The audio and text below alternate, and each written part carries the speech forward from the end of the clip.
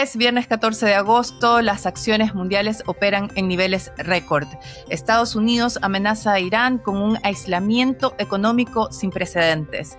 Y en nuestro especial semanal conversamos con Jeff Curry sobre commodities, cuellos de botella y una crisis que el mercado está subestimando.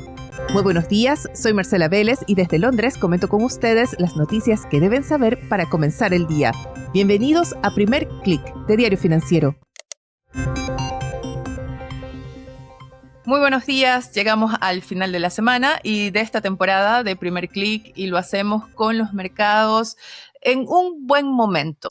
Las acciones mundiales, el índice ACVI está operando a niveles récord, aunque con una ligera variación esta mañana. Vemos cierta moderación en los índices tras haber alcanzado este nivel, tras lo que ha sido una muy buena semana, sobre todo por el repunte que están registrando ya desde hace varios días las acciones tecnológicas, específicamente desde el sector de semiconductores, pero también algunas hiperescaladoras. En general, hay un buen momento bursátil. Se respira alivio en los mercados por esta idea de que la Reserva Federal no va a tener que elevar tasas de interés este año. Recuerden que tras las últimas reuniones de la Fed y ese discurso más hawkish, más restrictivo, se comenzaron a elevar las apuestas incluso ya no por uno, sino hasta dos alzas de tasas de interés. Esas expectativas se han ajustado con fuerza, sobre todo tras los últimos reportes recibidos. Comenzamos por ese reporte laboral de julio de Estados Unidos que mostró esa desaceleración en el mercado laboral con incluso destrucción de empleo. Luego se sumó el índice de precios al consumidor que estuvo dentro de las expectativas, mostró una desaceleración de las presiones inflacionarias, también en la medición subyacente, eso fue muy importante. Ayer tuvimos el reporte de índice de precios al productor, que tuvo cifras también dentro de las expectativas y sí, la variación anual de este índice mayorista fue de 4,7%, pero fue una baja respecto al 5% que había marcado en junio. Tomando en cuenta estos dos índices, así como los datos laborales, ayer tuvimos el reporte semanal de subsidios por desempleo que mostró un alza en las nuevas solicitudes. Todo esto genera la idea de que la Fed tiene tiempo para esperar, para extender la pausa. Los futuros de fondos muestran una probabilidad de 65% de que se mantenga la tasa sin cambios en la reunión de septiembre. Todavía no aparecen en el horizonte apuestas de recortes de tasas, aunque algunas voces ya comienzan a plantear que se generaría un escenario factible para un recorte hacia fines de año, si es que el mercado laboral profundiza su desaceleración. Pero el mercado parece ni siquiera necesitar un recorte, le basta con la idea de que la Fed no va a tener que elevar tasas de interés, a lo que se suman los buenos resultados de empresas. El 90% de las empresas que han reportado hasta ahora han superado las expectativas, me refiero a las empresas del S&P 500. Es una muy buena temporada de resultados y eso está alimentando este rally bursátil. ¿Qué está pasando con los índices esta mañana? En Asia, nuevamente el Kospi coreano fue el protagonista con un avance de 2,4%, suma ya un rendimiento de 11% en la última semana. El Nikkei tuvo un avance algo más moderado de 0,59% y vimos debilidad en las acciones chinas. El Hang Seng perdió más de 1%. Muy importante en la sesión en Asia fue la inyección de liquidez que hizo el Banco Central de China a través de una operación de repos. Se inyectó de forma efectiva el equivalente a 51.000 millones de dólares. También en la sesión en Asia, la atención estuvo en el mercado cambiario japonés. El yen amenazó con acercarse al nivel de 160 por dólar y se han reactivado las expectativas de una nueva intervención cambiaria, sobre todo porque esta debilidad del yen se da después de reportes de que el gobierno apoyaría un alza de tasas de interés de parte del Banco de Japón en septiembre. Pasemos a Europa. La sesión ha sido muy similar a la de los últimos días, se registran volúmenes más bajos de operaciones y los índices han tenido dificultades para encontrar una dirección clara. El Stoxx 600 cae 0,11%. Siguiendo la pauta europea, los futuros de los índices estadounidenses también han estado algo débiles durante la mañana. Operan mixtos en estos momentos, el Dow Jones cae 0,14%, mientras el S&P 500 y el Nasdaq han logrado revertir la tendencia, operan sin embargo con alzas bastante moderadas. Llama la atención la debilidad del dólar, el índice DXY cae 0,23%, una reacción a esta idea de que no van a ser necesarias alzas de tasas de parte de la Reserva Federal. Sin embargo, la debilidad del dólar no tiene correlación con nuevas alzas en los metales, por el contrario, estamos viendo caídas moderadas en el oro, en la plata y en el cobre. En el caso del cobre, ya amenaza con perder el nivel de los $14,000 por tonelada, se mantiene sin embargo alrededor de ese nivel en Londres, mientras en el COMEX sigue operando en torno a los $6,57 por libra. Donde vemos movimientos más claros es entre las materias primas de energía, petróleo, el gas de calefacción y también en los derivados de petróleo. Y este es un tema que específicamente aborda nuestro invitado de esta semana. El barril de crudo Brent sube en torno a un 0,61%, transa alrededor de los $87 por libra. El alza es mayor en el WTI, más de 1%, para ubicarse ligeramente por encima de los $81. Es la reacción del mercado a las últimas declaraciones de Estados Unidos, que amenaza a Irán con un, cito entre comillas, aislamiento económico sin precedentes. Según la Casa Blanca, Estados Unidos puede mantener indefinidamente el bloqueo naval en el estrecho de Hormuz y alrededores. Por su parte, Irán insiste en su posición de que mantendrá cerrado el estrecho de Hormuz hasta que Estados Unidos no ceda a sus condiciones. Ya vamos a abordar este tema en nuestro especial semanal. Primero, revisemos la agenda para hoy. En Estados Unidos ya tuvimos datos de empleo, tuvimos datos de inflación. Ahora los datos del consumo. Tendremos el reporte de ventas de retail correspondiente a julio y la Universidad de Michigan presenta la primera medición del índice de confianza de los consumidores para agosto. En la región, Colombia entrega datos de producción industrial y de ventas de retail y en Chile, el Ministerio de Hacienda presenta la cuenta pública. Ahora quiero dar paso a nuestro especial semanal y de cierre de temporada. Recuerden que después de este episodio hago una pausa de 2 semanas. Vuelvo el lunes 31 de agosto. Así que suscríbanse para que reciban la notificación apenas esté el próximo episodio en línea. Y para cerrar esta temporada que ha estado tan marcada por los eventos alrededor de la guerra en Irán, del estrecho de Hormuz, conversé con Jeff Corey. Él es Senior Advisor de Carlyle Group, entre uno de muchos cargos, una de las voces más autorizadas en la industria de materias primas, estuvo décadas a cargo del área de Research de Commodities de Goldman Sachs, ahora suma además el cargo de fundador y director no ejecutivo de una empresa petrolera, 1947 Oil and Gas, y son solo algunos de los cargos que representan su expertise en esta industria. Esta es una conversación sobre materias primas, sobre cambios estructurales en nuestra economía, sobre una crisis que el mercado está subestimando, y yo concuerdo con ese diagnóstico, sobre un conflicto para el cual no hay visos de solución y sobre los índices y precios a los que deberíamos poner realmente atención. Jeff estuvo además de visita recientemente en Chile, dado por Moneda Patria Investments, y tiene su visión sobre los cambios para los inversionistas. Los dejo con nuestra conversación, que está doblada al español porque fue originalmente en inglés.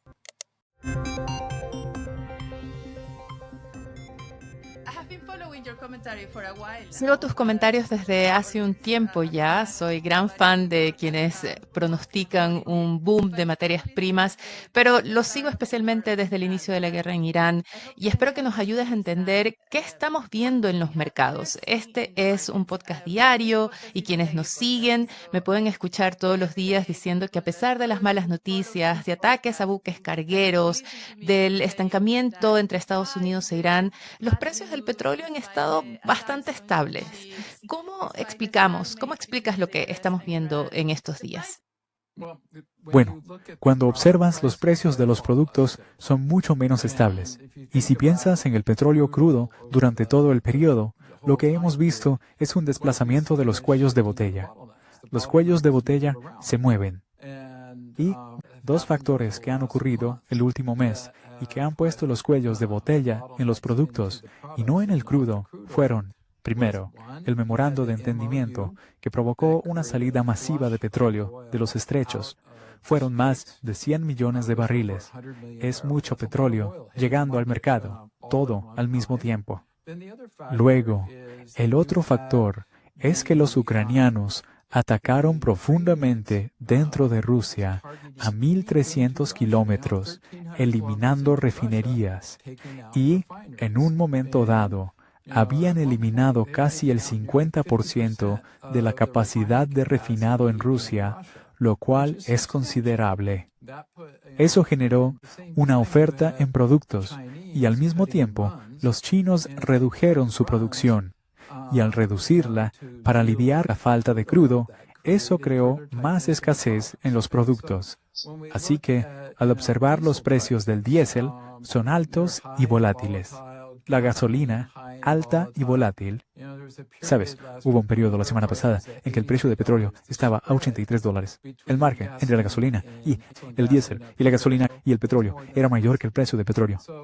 Entonces, lo que quisiera señalar, y esta es nuestra tesis sobre la revancha de la vieja economía, es que hemos invertido poco en la capacidad de suministrar y distribuir estos productos básicos, ya sea la capacidad de extraer cobre en Chile o productos refinados, producción de petróleo o la fundición de aluminio.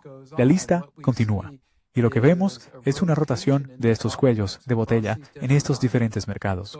Así que, aunque el crudo es el más débil ahora mismo y el diésel el más fuerte, la tendencia en los activos reales y las materias primas físicas es la misma. Tiene una pendiente ascendente debido a estos temas de falta de inversión. Al mismo tiempo, tenemos la desglobalización y la fragmentación creando demanda para construir nuevas cadenas de suministro, duplicación y rearme militar. Ya sabe, usando las cadenas de suministro como armas. Para ustedes, en el mundo de los metales en Latinoamérica, China ha convertido la tabla periódica en un arma. Todo esto solo está creando una mayor volatilidad en toda la cadena de suministro. Y hoy resulta ser el diésel y no el petróleo. Es que el mercado está subestimando los riesgos y escucho este diagnóstico, este escenario que tenemos al frente. ¿No deberíamos estar más preocupados, más pesimistas sobre el impacto económico, especialmente porque no vemos una aceleración en la inversión para resolver estos cuellos de botellas? Pero, por el contrario, vemos un sólido optimismo en el mercado. Yeah, I think there's not an appreciation to the severity of this situation. Look at this, whether if it was in the 1970s. Ya sea en los años 70, nadie empezó a comprar Exxon en el sector energético hasta que vieron las colas en las gasolineras. En los años 2000, durante ese superciclo, nadie compró metales hasta que vieron los almacenes vacíos en China. Creo que para abandonar la historia de la inteligencia artificial y ver una rotación de capital hacia las materias primas físicas, la gente tiene que ver la escasez física y decir, oh, vale, ya está aquí, ahora compraré. Pero no creo que estemos en el diésel si lo estamos. La pregunta es, veremos que al aumentar el procesamiento en las refinerías por los precios más altos del diésel, se genera escasez física de crudo, lo que nos llevará a un precio del petróleo más alto. Pero creo que el mensaje clave aquí es que los inversores permanecen en el sector donde han estado ganando dinero hasta que, finalmente, deja de funcionar, y entonces harán la transición. Preocupados deberían estar países como Chile, que es un importador neto de energía, acerca del escenario que se ve hacia final de año o tal vez ya 2027. No, pero la compensación es que produce litio y cobre, que son las historias muy, muy positivas. Y cualquier problema con el petróleo y la escasez a largo plazo conduce a más vehículos eléctricos. Más vehículos eléctricos significa más baterías, más litio. Como Chile, quieres ver el petróleo como un desastre porque creará una mayor rotación hacia la electrificación, de la cual Chile es la Arabia Saudita del mundo, ya que es el mayor productor de cobre. El cobre es el producto estratégico, es el producto más importante estratégicamente en el mundo al que nos dirigimos. Me gusta decir que el cobre es el nuevo petróleo.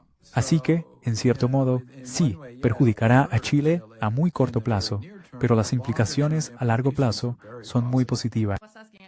Sí, mi pregunta no iba a largo plazo, sino más bien en el corto plazo, en términos de planificación, de impacto económico, en términos netos. Si describimos un escenario de cuello de botellas, de acceso a productos refinados, eso tiene un impacto. Sabes, estarás en una mejor posición para pagar lo que otros, principalmente por el hecho de que los precios del cobre, ¿sabes? Alcanzamos un máximo histórico en el cobre ayer o anteayer. De hecho, los márgenes deben estar por las nubes en la minería de cobre ahora mismo. Así que Chile se encuentra en una situación muy distinta a la de la mayoría de los países con déficit, porque gran parte de ese déficit se destina a la producción de cobre. No se puede pensar en un producto básico de forma aislada porque todos están muy relacionados. Y no quiero ofender a nadie al decir que alguien me comentó el otro día que, bueno, existe el diésel y luego todo lo demás, porque todo lo demás es tierra y diésel. No, no intento plantearlo así, pero la realidad es esa. Y Chile puede convertir ese diésel y esa tierra en cobre a un precio mucho menor que cualquier otra entidad, lo que les da una ventaja competitiva. Es interesante lo que mencionas sobre Chile y voy a volver al petróleo, pero sobre el cobre en particular. Justo leía esta mañana un reporte de S&P Global y ellos mostraban un mapa de dónde está la inversión en exploración, dónde está concentrada y no está en Chile. Chile ocupa el quinto, sexto lugar en la lista. La inversión está concentrada en Australia, en Canadá. Aunque somos la Arabia Saudita del cobre o del litio, no atraemos el mismo nivel de inversión para explorar nuevas minas, nuevos campos. Bueno, para empezar, es más fácil acceder, igual que ocurre en Arabia Saudita. Probablemente no estén explorando tanto en Arabia Saudita en cuanto al petróleo, porque ya sabe, las reservas son grandes y relativamente fáciles de obtener. Están mucho más agotados en Australia y en Canadá. Tienen leyes de mineral más bajas y hay muchos factores que llevan a que esas partes del mundo tengan más exploración, pero en términos de producción no están al mismo nivel. Pero también enfrentamos más competencia en atraer capital para nuevos proyectos. ¿Qué está faltando? Porque sí, hemos tenido un aumento de inversión en expansión de minas, pero no vemos proyectos de exploración no creciendo al mismo paso. Parte de eso es que los precios fueron relativamente bajos durante el transcurso de la última década, remontándonos a 2023, 2024, y esos precios bajos tuvieron un impacto significativo, particularmente en lugares como Latinoamérica. Bueno, creo que estamos en un proceso en el que eso está cambiando, pero además, otra cosa que realmente ha mejorado en Chile últimamente es que el panorama político era muy desalentador para la inversión en toda América Latina. Bueno, obviamente creo que Chile tiene una trayectoria más positiva hoy que la que tenía, digamos, entre 2018 y 2022, más o menos en ese entorno. Pero, sabe, en general, la razón por la que están excavando en lugares como Canadá y Australia, que están sobreexplotados, era la creencia de que políticamente eran lugares más atractivos para invertir capital. Ahora, ¿es eso cierto o ya no? Creo que esa tendencia tuvo un impacto en eso. Pero creo que es una trayectoria muy diferente. Volvamos al petróleo, porque una de las ideas o uno de los factores en esta reacción que vemos en los mercados, este permanente subestimar o no prestar atención a los cuellos de botella, tiene que ver con este comportamiento de la economía que navegó muy bien el impacto del inicio en la guerra en Irán. ¿Cómo podemos explicar eso? Y entiendo que China jugó un rol clave. ¿Qué tan fácil es que este escenario cambie si este conflicto se extiende? Al final te topas con escasez física de crudo. Es solo cuestión de tiempo. Quiero decir, cuando miras, ¿puedes llegar a fin de año? Absolutamente no. Me refiero a los productos. Así que la pregunta es, tan pronto como intenten aumentar la producción en lugares como China y otras partes del mundo. El problema, sin embargo, es que yo, ya sabes, ¿estoy 100% seguro de que tenemos la capacidad de refinación para hacer eso? No lo sé. ¿Sabes? Desde la perspectiva del petróleo, sí, pero nadie consume petróleo. Esa es la parte que no entiendo. ¿Por qué a alguien le importa el petróleo? Porque nadie lo consume. Siento una crítica porque todos los días informo sobre el precio del Brent y del WTI.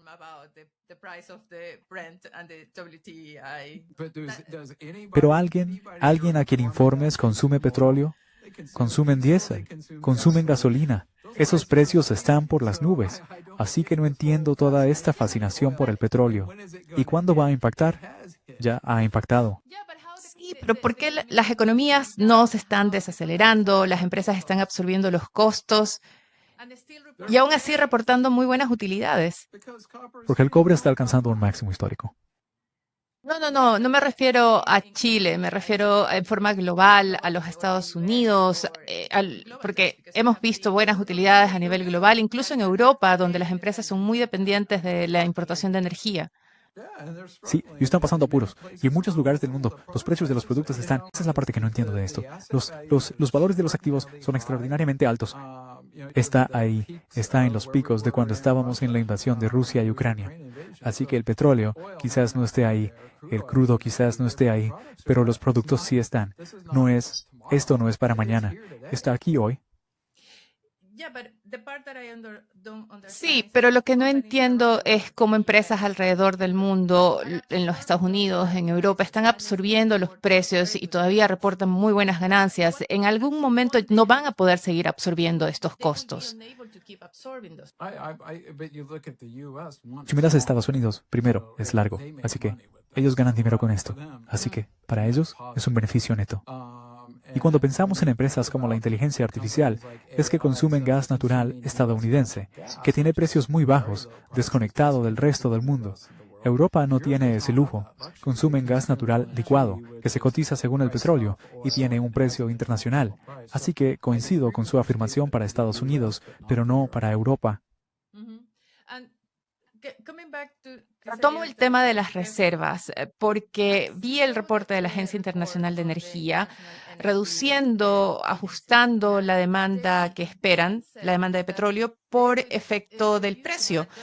E incluso están proyectando un superávit de suministro de petróleo para el próximo año. ¿Ves eso posible considerando que tenemos que volver a reconstruir las reservas? Permítame recordarle que todos estos grupos han estado pronosticando ese gran superávit desde, creo que, hace más de 2 años. Se remontaba a julio de 2024. Vimos algunas pruebas de ello a finales del año pasado, pero no fueron sustanciales.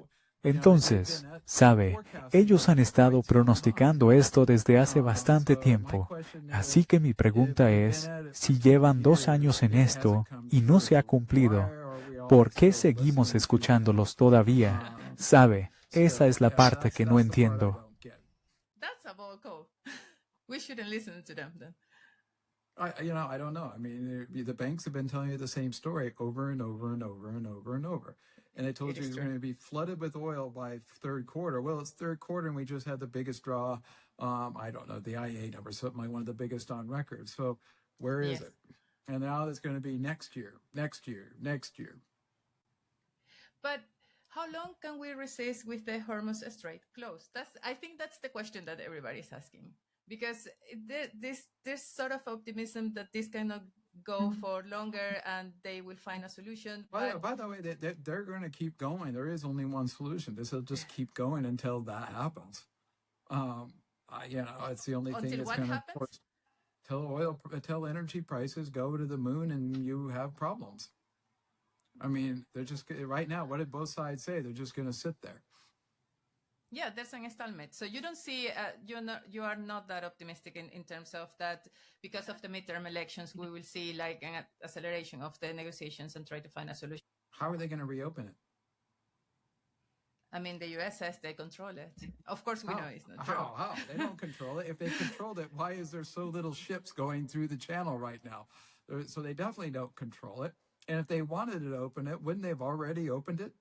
pregunta, ¿cuánto podemos seguir así, ya que tenemos esta capacidad que ha sido reducida no solo en la producción de crudos, sino también de refinados? Por cierto, debería ser realmente preocupante para el mundo. Quiero decir, estamos agotando las reservas estratégicas. No vamos a tener la capacidad de rellenarlas. Bueno, creo que la única forma posible de abrir ese estrecho es entrando con una acción militar muy agresiva. Y ni siquiera está claro que eso funcione. No soy militar, pero por lo que he oído, tampoco funcionará. ¿Es este el nuevo escenario normal? No puede ser la nueva normalidad porque eventualmente te despeñarás con un precipicio. Es por eso que estás invirtiendo en petróleo. Sí, esa es la razón por la que tengo petróleo. Tengo cobre, tengo aluminio, tengo de todo por la misma historia. El petróleo es solo una de las muchas áreas donde existen este tipo de problemas. Irán está recortando el suministro de moléculas. China está recortando el suministro de átomos, minerales críticos, algo muy cercano a casa. Tengo los minerales críticos, tengo cobre, lo tengo todo porque es la misma historia. Has hablado ya hace algún tiempo de un nuevo superciclo de commodities. ¿En qué etapa estamos de ese ciclo? Vemos el oro. Ha subido por un factor de, ahora mismo como de 2, un poco más de 2. Tomemos el petróleo. Ha subido por un factor casi de 2. Si observas, voy a retomar esto desde el principio de la década. Las materias primas, como grupo, son la clase de activos con mejor rendimiento que existe. Así que trabajo claramente en este superciclo y ha estado ocurriendo desde el comienzo de esta década. Me gusta señalar, de nuevo, que el cuello de botella puede haber cambiado, pero la rotación a través de los cuellos de botella cambia, pero la tendencia es la misma y sigue subiendo. Entonces, en promedio, muchos de estos mercados subirán por un factor de 7 durante un superciclo, pero nunca es una línea recta. ¿Ves algún riesgo en esta apuesta, en esta área? Sí, creo que el único riesgo es que tendrías que crear mucha oferta nueva en algún lugar, o tendrías una recesión, pero una recesión sería algo puntual. Bajaría y luego probablemente volvería a subir como ocurrió en 2008, 2009. Pero creo que el riesgo real para esta visión es como una nueva fuerza, una nueva fuente de suministro para uno de estos productos básicos. Pero hay algunos incentivos para buscar nuevas fuentes debido a los precios. ¿Y qué tan importante es la política, la geopolítica? Entiendo que estás invirtiendo en petróleo, no sé si en otros commodities, sé que tu inversión en petróleo está en el continente americano. ¿Es la geopolítica un factor en consideración cuando piensas comprar commodities? ¿Es la política, esta carrera por hacerse con el control de las materias primas, un factor? Yo diría que casi todos estos productos básicos, que son estratégicamente importantes en las cadenas de suministro globales, lo que incluye los minerales críticos, mayormente todos los metales, y nuestra energía global. Incluiría el petróleo en ese grupo. Prefiero los metales al petróleo, aunque ahora mismo, hoy, probablemente, preferiría el petróleo. Y luego están los productos básicos de degradación, como el oro, la plata y los demás. ¿Tengo una preferencia marcada por uno sobre otro? No, poseo una cesta con todos ellos. Y bueno, algunas funcionarán en ciertos momentos y otras no. Pero en un periodo de 6 a 12 meses te sentarás a ver tu inversión en ellas y te darás cuenta de que sí funcionó. Y bueno, me gusta señalar que todos dicen que estamos nadando en esto, pero los precios siguen subiendo cada vez más. Y hay un punto en las materias primas que tiene el rendimiento por renovación. Significa que compensa la prima por escasez. El oro compensa una prima por devaluación. Ambas materias primas están teniendo un muy buen desempeño en esos indicadores. Tienes un pronóstico para los precios. Trabajas con un pronóstico de precios para diferentes commodities, el petróleo, para el diésel, para el cobre. Petróleo. El acarreo por escasez es probablemente más importante que el precio. Ahí, la curva invertida es muy fuerte. Cosas como el oro, ya sabe, podría verlo duplicarse desde aquí con relativa facilidad. El cobre, el objetivo era de 15,000. Probablemente lo superaremos en un par de meses al ritmo que va ahora. Así que creo que el mensaje clave aquí es, como digo, compre, abróchese el cinturón y prepárese para el viaje. Y definitivamente comparto esa opinión y la mantengo. Y creo que, ya sabe, ha funcionado bastante bien durante esta década. Ahora mismo, si me pregunta, probablemente, ya sabe, vería al oro y la plata como la mejor oportunidad. He posicionado en oro. Bueno, estoy largo en cobre, pero el cobre acaba de alcanzar un máximo histórico. Probablemente se tomará un respiro. Pero creo que el mensaje clave aquí es, ya sabe, poseer la cesta. Y, bueno, ya sabe, aguante. Y piense en esto a más largo plazo, que en lo que sucederá en las próximas semanas. Finalmente, porque hasta ahora hemos hablado de los commodities como activos, pero tú eres un inversionista en el mundo físico, en el esfuerzo por sacar esas materias primas de la tierra. Y Chile justamente está entrando en este proceso de aceleramiento, de atraer nuevas inversiones. Como inversionista, ¿qué factor te hace decidir allí? Ahí voy a poner mi capital e intentaré un nuevo proyecto. Busque el cuello de botella, el que tenga el mayor cuello de botella. Y cuando observa cosas como el cobre, quiero decir, la perspectiva de demanda futura frente a la capacidad de producir el suministro, si solo espera lo suficiente. Ha tomado mucho más tiempo de lo que esperaba, pero, en resumen, ha sido un activo con muy buen rendimiento. Lo mismo ocurre con el oro. Simplemente no hay suficiente para toda la demanda de los bancos centrales. Sí, me preguntaba más bien cómo decides, voy a invertir en este proyecto, en este país. Como inversionista, ¿qué factores tomas en consideración? Solo busca el retorno esperado.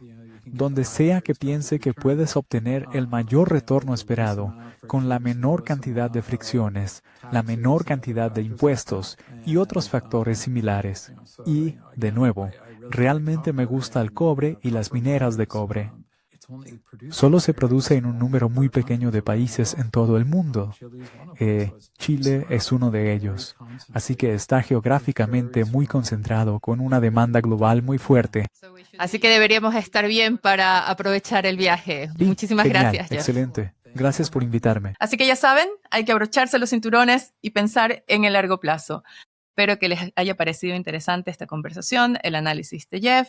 Yo los dejo por ahora, hago una pausa de 2 semanas. Pueden suscribirse mientras tanto al newsletter Primer Click, que sale todos los días junto a este podcast, lo escribo yo también, y va a estar a cargo de mis compañeros en la redacción de Santiago. Llega a todos los suscriptores, pueden hacerlo a través de df.cl, sitio que les recomiendo que visiten también para que se mantengan actualizados de las noticias y más. No olviden suscribirse en cualquiera sea la plataforma que estén escuchando este podcast para que les llegue la notificación de cuando esté el próximo episodio. Yo les deseo un buen cierre de agosto. Nosotros nos vemos dentro de un par de semanas.